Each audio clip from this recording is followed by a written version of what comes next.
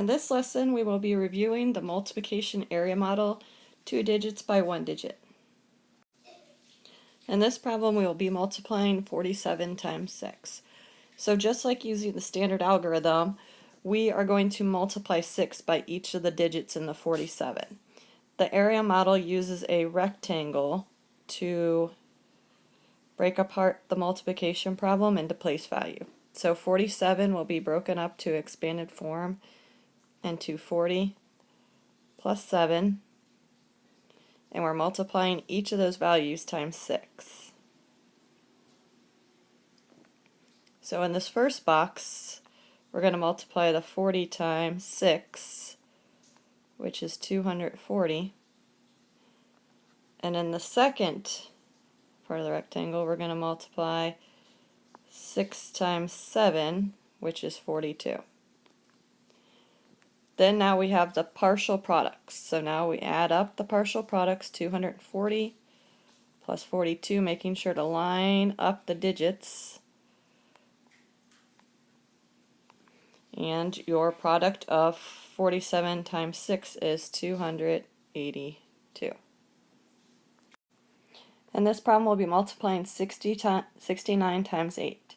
So again, draw your rectangle, which is your model, and break up the 69 into expanded forms. That would be 60 plus 9, and you're multiplying each value times 8. So in our first box, we'll be multiplying 60 times 8, which is 480.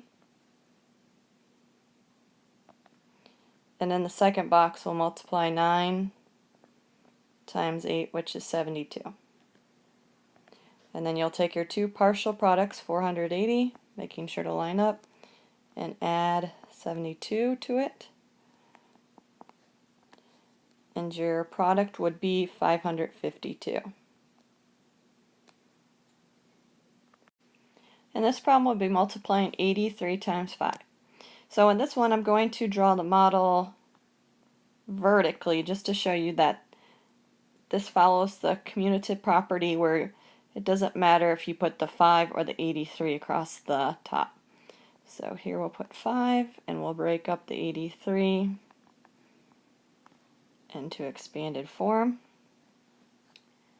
In the first box, we'll multiply 80 times 5, which if your student's having trouble, if they use that basic fact, 8 times 5 is 40, and since 80 is 10 times bigger, your answer is going to be 10 times bigger.